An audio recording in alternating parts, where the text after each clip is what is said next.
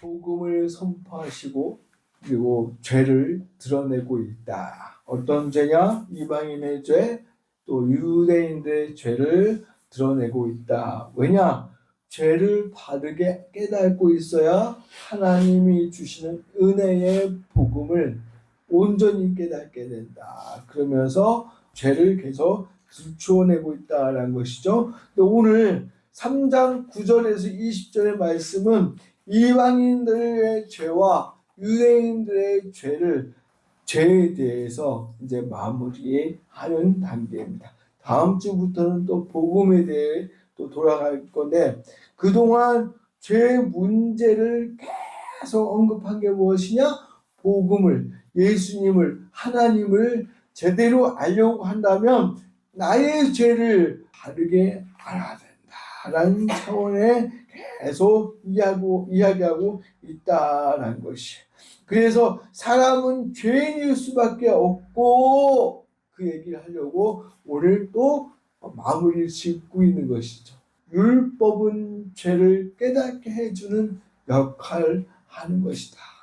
우리가 율법 계속이 좀 듣기도 거북한 그 율법의 단어를 우리는 하나님의 말씀으로 대체를 하면 되는 것이죠.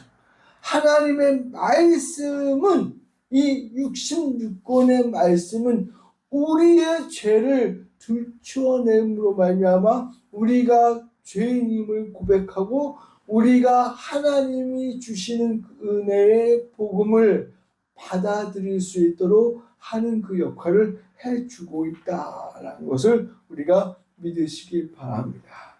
율법이 주는 교훈이라는 제목으로 한번 은혜를 나누고자 합니다. 율법이 주는 교훈을 바르게 배우고 인식함으로 말미암아 우리가 바른 신앙을 가지고 신앙생활을 할 수 있기 때문에 그렇다는 것이에요.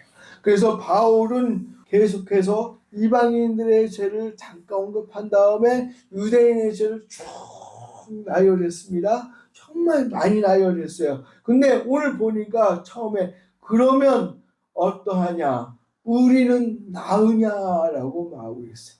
유대인의 죄를 쭉 나열한 다음에 그러면 우리는 더 나으냐? 즉 유대인들보다 더 나으냐라고 질문하고 있다는 것이. 이 질문의 의도는 우리는 유대인들보다 나은 존재냐라는 것이죠. 그 깊은 의도는 뭐예요? 아니다. 결코 아니다라는 것이죠.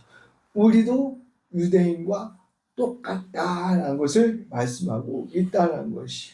왜냐하면 9절에 말씀하고 있어요. 모든 사람이 죄 아래 있다라고 표현하고 있다라는 것이죠. 선언했다. 이것은 고발하다, 고소하다, 그런 법적인 용어입니다. 그러므로 말미암아 우리는 이미 하나님 앞에 죄인이라는 것을 선언하고 있다, 고발당했다, 고소당했다라는 것이죠. 즉 이방인이나 유대인이나 모든 사람이 하나님 앞에 죄인임을 고소당했다라고 말하고 있는 거예요. 그래서 10절에서 12절의 말씀을 보면 기록한 바 의인은 없나니 하나도 없으며 깨닫는 자도 없고 하나님 찾는 자도 없고 다 치우쳐 한 가지로 무익하게 되고 선을 행하는 자는 없나니 하나도 없다라고 표현하고 있다라는 것이. 모든 사람은 다 죄인이다라는 것을 말하고 있어요. 혹자들은 이렇게 말을 합니다. 세상 사람들도 선한 일을 하잖아요. 하나님 믿는 사람만 선한 일을 하는 게 아니라 믿지 않는 사람들도 선을 많이 행하던데요. 가만히 보면 그래요. 그렇잖아요. 매스컴을 보면 믿지 않는 사람들이 더 좋은 일들을 많이 해요. 기부도 많이 하고요. 또 뭐 아프리카나 뭐 이런 데 가고 봉사활동도 더 많이 하고 그렇습니다. 그런데 여기에서 말하는 그 선은요, 잘 우리가 알아야 된다는 것이에요. 선은 일반적인 사람들이 행하는 선한 일이 아닙니다. 죄악으로 탈선하지 않고 하나님을 바르게 믿고 하나님을 기억하며 하나님을 위하여 산 삶, 그 선, 하나님의 빛을 세상에 밝히는 선, 바로 하나님이 바라시는 선을 말하고 있다는 것이 단순하게 착한 일이 아니라 성경에서 말하는 하나님이 말하는 그 선은 하나님이 원하시는 선을 말하고 있다는 것이. 그러니까 세상에서 말하는 착한 일과 성경에서 말하는 선은 구별되어야 된다는 것이. 착한 일이 선이지 뭐 그것도 구분을 해야 돼? 아니에요. 성경 말씀을 가만히 보면 착한 일과 선한 일을 구별하고 있다는 것이. 하나님 앞에 철저하게 우리는 아무리 착한 일을 하더라도 죄인이다라는 것이. 많은 사람들이요, 이 악과 죄, 그러면 어두움, 심지어 죽음, 또 죽음 이후에 벌 받는 것, 이런 것이 두려워서 그것을 모면하기 위해, 변명하기 위해서 착한 일들을 많이 합니다. 근데 사람들은 그런 거를 많이 해야만 해결받는 줄 알고 한다는 것이죠. 그러나 하나님의 말씀은요, 아니라는 것이죠. 그거는 그냥 착한 일, 우리가 알고 있는 착한 일이고, 하나님이 바라시는 것은 뭐냐? 선이다. 하나님이 원하시는 선이다라는 것이에요. 그래서 하나님 앞에 철저하게 죄인임을 알 수 있도록 역할을 담당해 주는 것이 율법이다라는 것이죠. 그 율법은 하나님의 말씀이다. 하나님의 말씀이다. 그래서 로마서 3장 19절에서 20절 이렇게 말씀하고 있어요. 우리 다 같이 한번 읽어보겠습니다. 로마서 3장 19절에서 20절 시작. 우리가 알거나 율법이 말하는 율법 아래 있는 자들에게 말하는 것이 이는 모든 일을 막고 온 세상으로 하나님의 심판 아래 있게 하나이다. 그러므로 율법의 행위로 그의 앞에 의롭다 함심을 얻는 제가 하나니 율법으로는 죄를 깨달습니다. 아멘. 율법은 사람의 죄를 낱낱이 드러나게 함으로써 어떠한 행위로도 의롭다고 여김을 받지 못한다는 것을 깨닫게 해주는 역할을 감당하고 있다는 것이에요. 이로 인해서 사람들로 하여금 복음의 길로 갈 수 있도록 만들어주는 역할을 하는 것이다. 이 하나님의 말씀 66권을 갖고 있다 하더라도 이 66권을 달달달 외운다 하더라도 구원의 요건이 되지 않는다.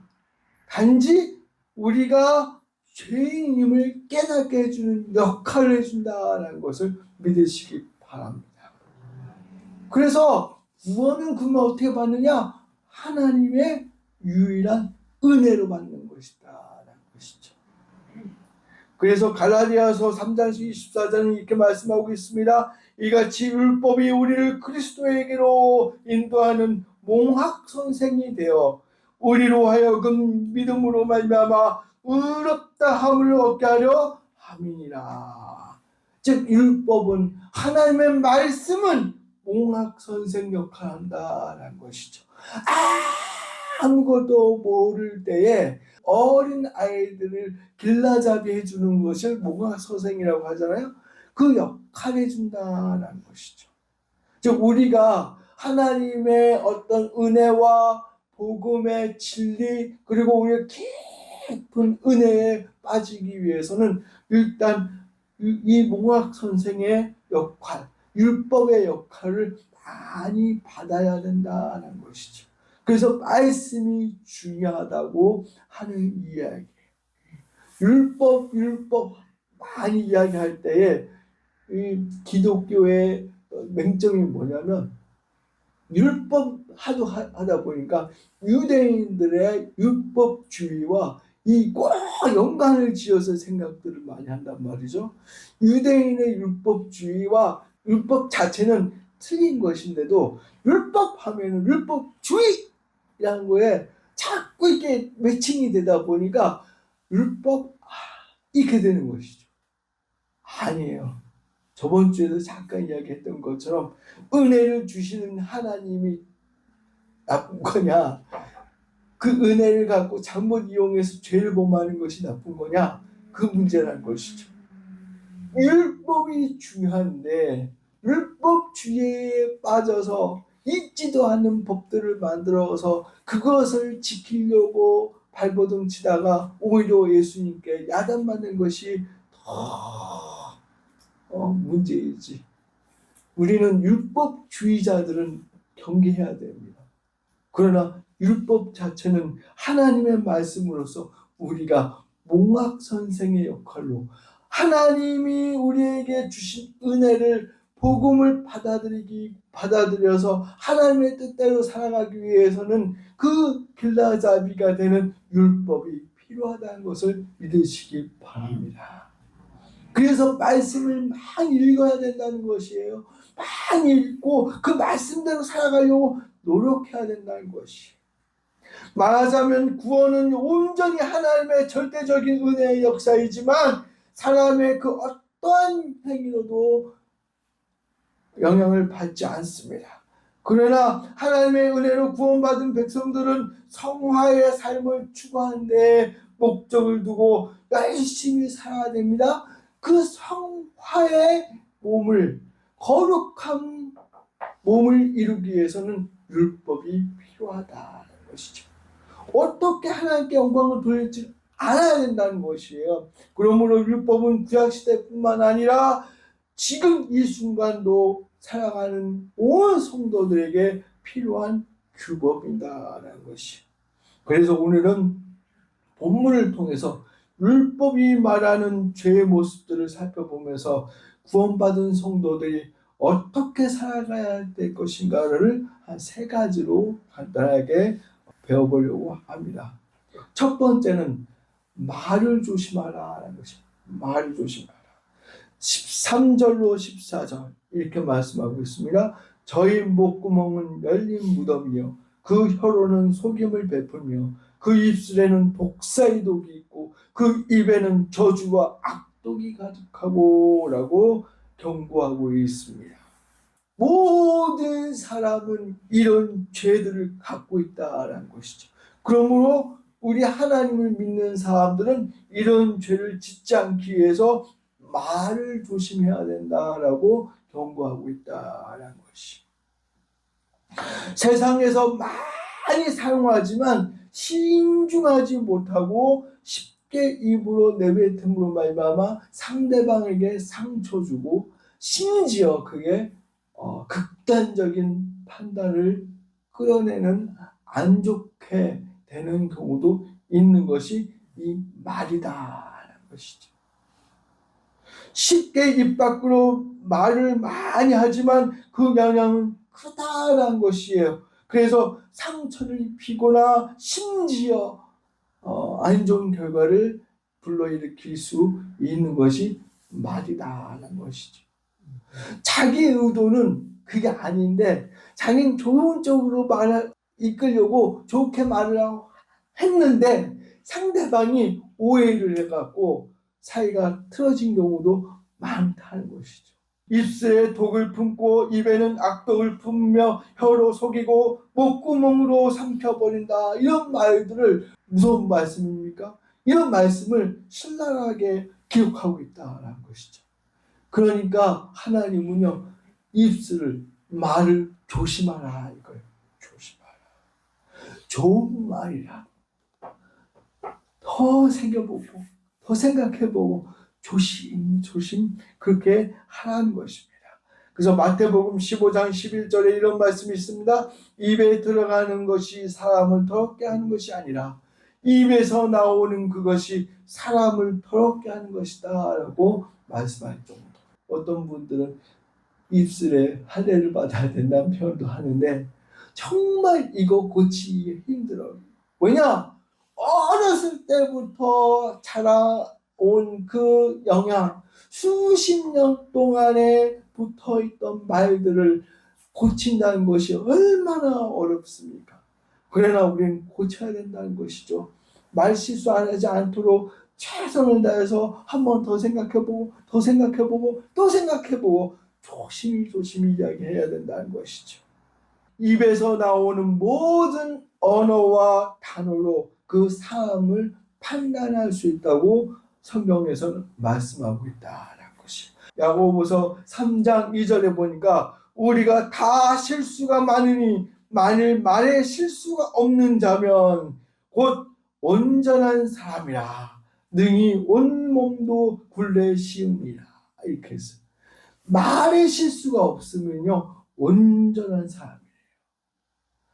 말이 나올 때마다 실수하고 상처 주고 이런 사람들은 거꾸로 반대로 생각하면 온전한 사람이 아니라는 것이죠. 왜? 생각 없이 툭툭툭 던지는 거니까. 그러나 말에 실수가 없으면 온전한 사람이라는 것이죠. 그래서 말을 들어보고 그 사람의 성격과 성향과 온수상을 다 판단한다는 것이죠. 말에 실수가 없으면 온전한 사람이라 일컬을 정도로 하나님은 우리에게 경고하고 있다는 것이죠.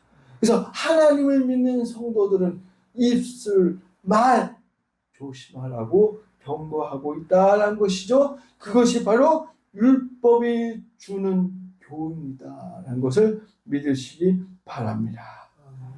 두 번째는 뭐냐? 행동을 조심하라는 것. 행동. 3장 15절 보면 그 발은 피 흘리는데 빠른지라라고 말하고 있어요. 그 발이라는 것은 뭐예요? 행동을 말하고 있는 것이죠. 행동을 통해서 피 흘리게 한다라는 거예요.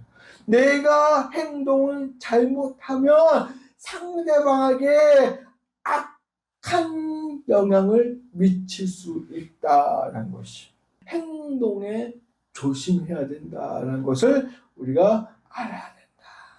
피를 흘리게 한다는 것은 뭐예요? 사람을 해치는 행위를 말한 것도 있겠으나 사람의 행동이 감당하기 어려울 정도로 난폭해진다는 것도 포함되어 있다는 것이죠.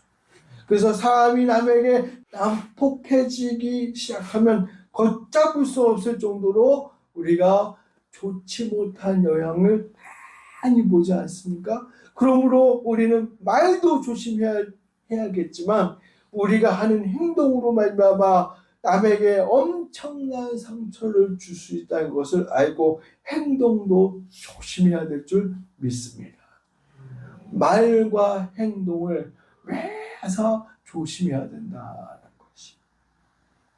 남에게 상처를 주는 악한 행동은 계속적으로 억제하지 않으면 자신도 모르게 불쑥 튀어나온다는 것이죠. 사람들을 많이 만나보면 그래요. 그 사람이 의도는 아닌 것 같은데 정말 그 사람의 마음은 그게 아닌 것 같은데 말과 행동이 아주 부정적으로 팍팍 튀는 사람들이 있어요. 여러분들도 많이 느끼시죠? 그러면 첫인상이 아주 안 좋아져요.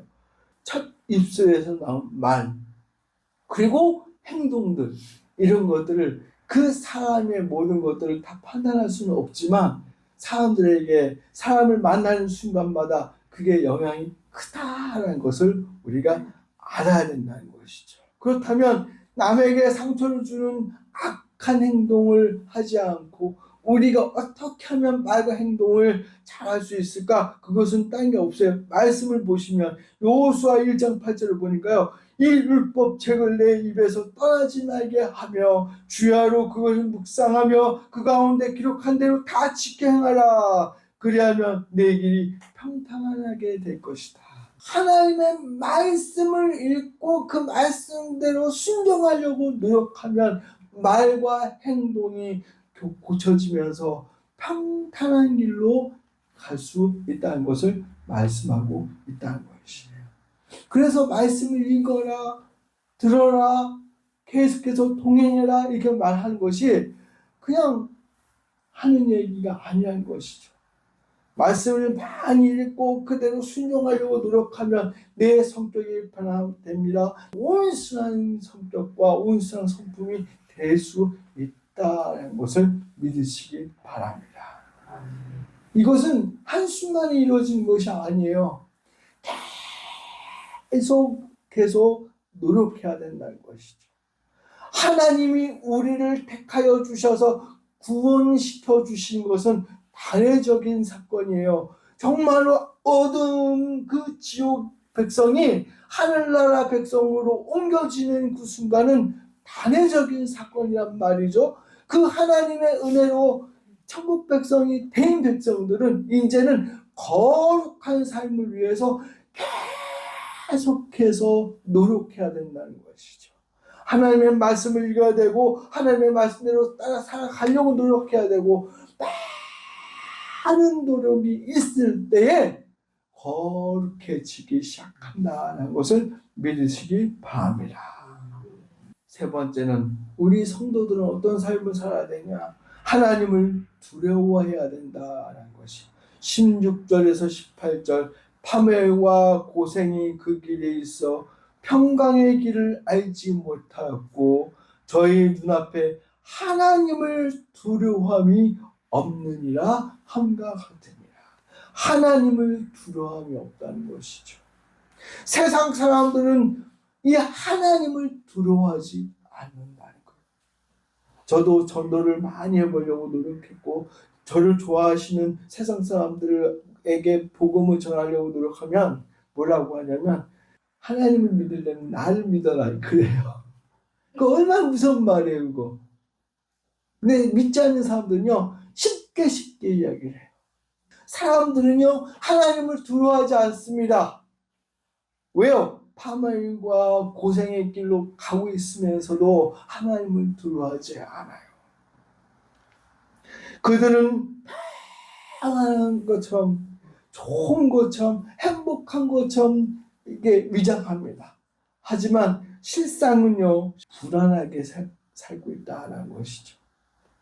저도 그런 인종을 한번 봤는데요.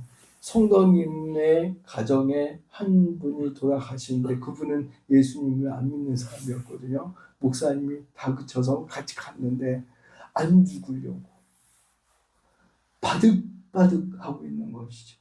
눈을 안 감으려고요. 감면 죽는 거 아니까 몸을 부르르 떨면서도 눈을 안 감아요. 왜 그런지 아세요? 영혼은 알고 있잖아요. 영혼은 죽으면 지옥 간다는 걸 알기 때문에 안 죽으려고 그런다는 것이죠. 살았을 때는 자기가 잘났고 자기가 평안하고 행복하게 살고 있다고 생각하지만 그 마음과 영혼은 알고 있다는 것이죠. 왜요? 죽으면 지옥 간다는 것을. 우리 성도들은 그러지 않잖아요.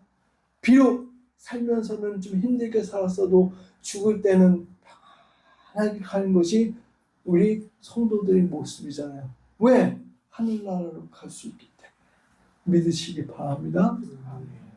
그러니까 우리들은요 이 세상에서 사는 것이 목적이 아니라 죽어서도 지옥에 보내는 그 하나님, 전능하신 하나님을 두려워해야 된다는 것이. 누가복음 12장 5절에 마땅히 두려워할 자를 내가 너에게 보이리니 곧 죽인 후에 또한 지옥에 던져 넣는 권세 있는 그를 두려워하라. 내가 참으로 너에게 이르노니 그를 두려워하라 라고 경고하고 있다는 것이. 그러나 세상 사람들은 조금 전에 말씀했던 것처럼 하나님을 두려워하지 않습니다. 하나님의 이름을 망령되게 일컫습니다. 하나님의 이름을 가지고 이용해 먹고 있습니다. 이건 정말 우리가 조심해야 된다는 것을 우리가 알아야 돼요. 그렇다면 진정으로 하나님을 두려워하는 삶이 무엇입니까? 다름이 아닙니다. 항상 하나님을 두려워하며 하나님께 감사하며 하나님이 원하신 일을 해야 되는 것이에요. 하나님의 말씀대로 순종하며 하나님이 하라는 거 하고 하지 말라는 거 안 해야 된다는 것이죠. 그것이 바로 하나님을 두려워한다는 것이. 그러나 세상 사람들뿐만 아니라 우리 하나님 믿는 사람들도 가만히 보면 하나님을 두려워하지 않는 사람이 얼마나 많이 있습니까? 겉으로는 하나님 믿는다고 하면서도 자기 멋대로 살면서 하나님의 이름을 갖다가 붙여요. 이것도 하나님의 일이 자냐고. 그거 하나님이 심판하신다는 것을 알아야 돼요. 말씀을 맺겠습니다. 바울은 앞에서 언급한 것처럼 이방인들의 죄, 유대인들의 죄를 언급하면서 다 죄인이라는 것을 말씀하고 있다는 것이. 그러면서 우리가 어떻게 살아야 되냐? 말과 행동을 조심하고 하나님을 두려워하는 삶을 살아라 이렇게 말하고 있어요. 그것이 바로 말씀이 주는 교훈, 율법이 주는 교훈이다라는 것이. 이 율법으로서의 말씀을, 하나님의 말씀을 믿고 적용하며 이 세상에서 살아갈 수 있는 우리 성도들이 다 될 수 있기를 주님의 이름으로 간절히 축원드립니다.